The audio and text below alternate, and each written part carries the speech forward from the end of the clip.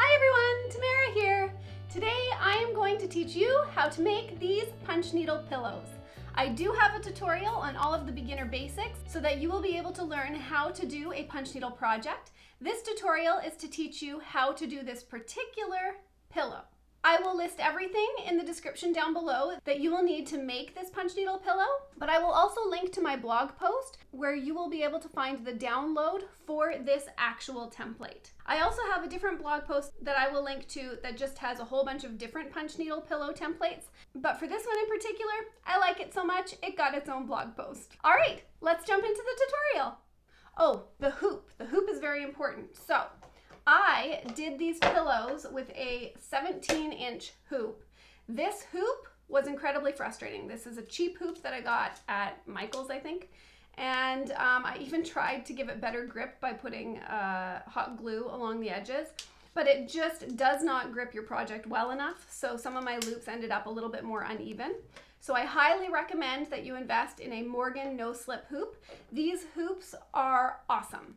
They have a ridge inside the hoop, and that ridge will catch your fabric, and then you can still tighten your fabric a little bit further.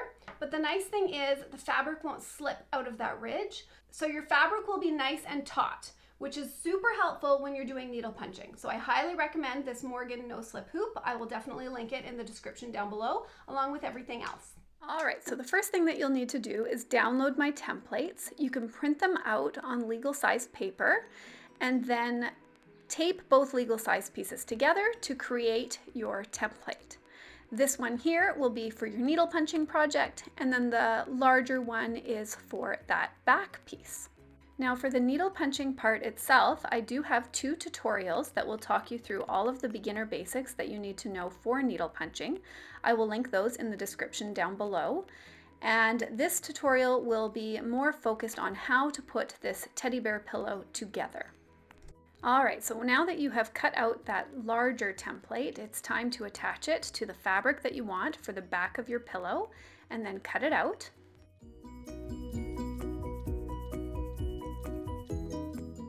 So this is how it will look once it's cut out. You've got your larger backing, and then you've pulled out your needle punch project out of the hoop, and this is still in its square form. You don't want to cut around this outer edge quite yet because you are going to want to sew a seam around the entire teddy bear face. All right, so the one thing I do want to show you is that this pillow in particular is the first one that I made. This one is the second pillow that I made. This pillow, I should say I learned a few things making both the pillows. So this one being my first pillow, when I chose the stitching for actually sewing the edge before I attached the back piece on to the punch needle pillow, I chose a really nice gray blue that matches the back, which was super foolish because now, don't know if you can see, but you can see that gray line throughout there. So I learned my lesson. This pillow, I used a cream color, and so now you cannot tell that there is a seam there anywhere. So I hope that that helps you pick the correct thread. So with all of that said, let's jump into the voiceover part of this tutorial because it is much easier for me to film what I am doing and then talk after. Enjoy! All right, so now that we are at the sewing machine, the first thing you'll do is you'll take your normal sewing foot off and you will add your zipper foot to your sewing machine. This zipper foot will make it easier to sew your line closer to the yarn loops than you normally could get with a regular sewing foot. If you only have a normal sewing foot and you don't have a zipper foot, that is okay, because like I said, if you do this with the cream thread, then you won't be able to see that line anyway. The reason why you want to add this seam on is because you don't want this monk's cloth to fray, and this monk's cloth frays easily. All right, so now that you have sewn around the entire punch needle project, it's time to add that back piece to your pillow. So take the back piece and make sure that you've got the right sides together, and then start tucking those edges as close to the yarn as you possibly can, leaving enough space so that you can still sew a 1/4 inch seam.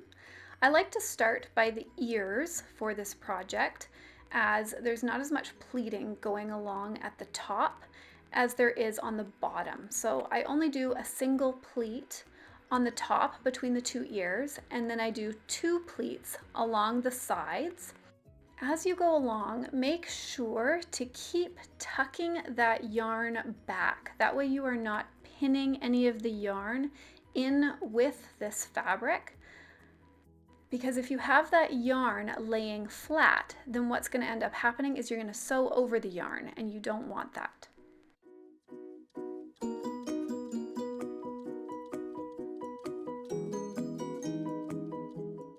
Now where you see these red clips, I've marked it with clips just because I find it easier when I'm sewing around this pillow to remind myself not to sew in that 4-inch section, because you will need that section open, not sewn, so that you can still turn your project right side out.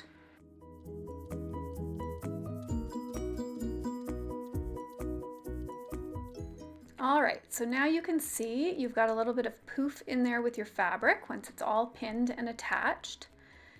And now it's time to take it to the sewing machine and sew all the way around that edging with the zipper foot, being careful not to sew over any yarn.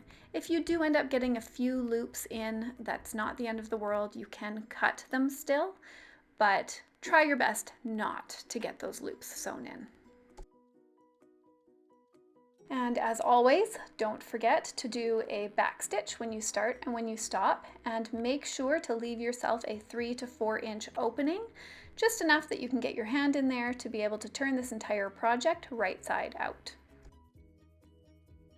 And one more thing to mention, this seam is not set at a 1/4 inch seam. I'm just trying to do between a 1/4 inch to a 1/2 inch seam, whatever the fabric will allow. The reason why you can't do a specific amount of space is because it can get difficult to tuck that fabric up against the yarn. So do whatever makes sense and whatever works for you, your sewing machine and your sewing machine foot, to get as close to that yarn as you possibly can. Now that you've sewn around the entire edge, you can now cut that excess monk's cloth away before you end up turning it right side out. All right, so all that monk's cloth has been removed, and now it's time to turn this thing right side out. Some people with punch needle think that you need to put a bunch of glue on the back side of your project. I don't recommend that. It's an unnecessary step. And the reason why people are so concerned about it, of course, is they are afraid that the yarn is going to pull itself out, because there's nothing really holding it together that you can see. But what people often forget is that these loops themselves are knotted within each other, which is already holding it together. As well, the loops have compacted against themselves, which creates a nice tight fit as well.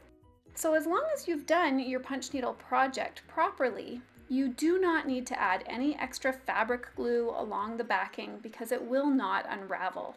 All right, so as I've of course been chatting about all of this, you have seen on the video I have started to take polyfill and stuff the pillow, and just stuff it to the desired feel that you like, making sure that there's enough fabric on the bottom that you will be able to hand stitch it shut.